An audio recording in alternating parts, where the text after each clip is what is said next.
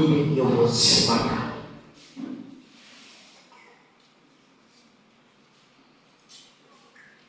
hanyuma rero uri mu bantu Imana igaruriye ibyaha byaranyazwe ibintu byawe barabiyase Yesu aravuze ngo ararigaruye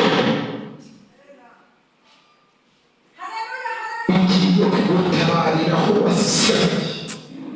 aha bakwitiye umusazi bantu bakuvuyeho baracomotse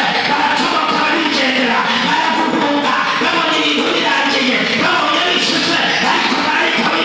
w'Imana indagazemo ivuganye nanjye irabwiye ngo igabanya ibyawe byagazwe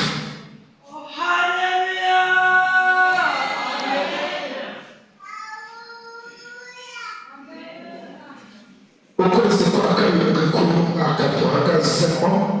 Imana iguhaye imodoka bita Gikumi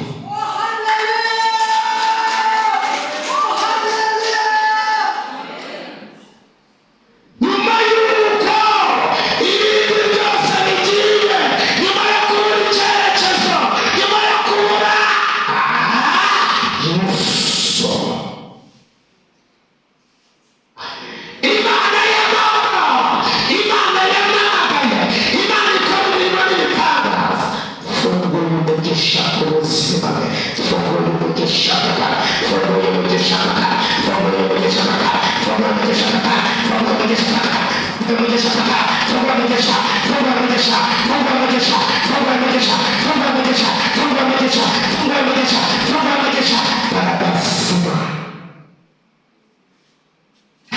mukomere Imana amashyi Imana iyoboye ubuzima bwe Imana iguhaye kongera gutunga ugiye gutunga amafaranga ujye kongera ugire konti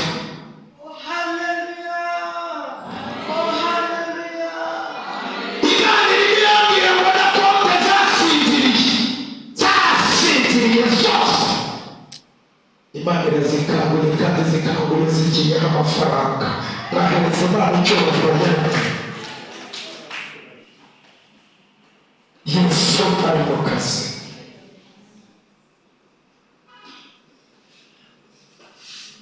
Imana iri mu kazi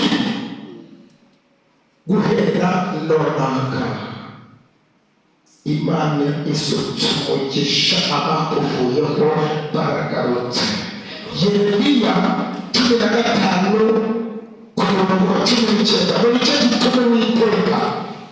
avuga ati ngo nugaruka nzakugarukira kugira ngo uhagarare imbere yanjye ngo kandi wishimye nubivana mu bitabo muzaba nk'akanwa kawe ngo bazakugarukira ntabwo uzigera ubagarukira barakugarukiye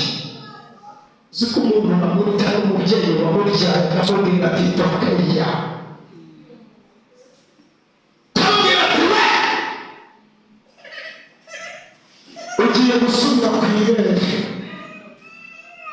ugiye gusubira ku ibere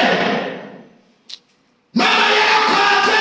abavandimwe sinakubwira ariko ugiye gusubira ku ibere abagorozanya pisitayera lasitaye imwete stasi ugiye gusubira ku ibere kigucira kandi umutego mu muryango w'iwanyu barakoze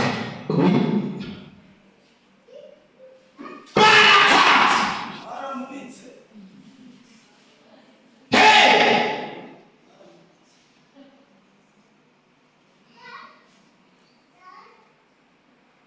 iyi modoka igiye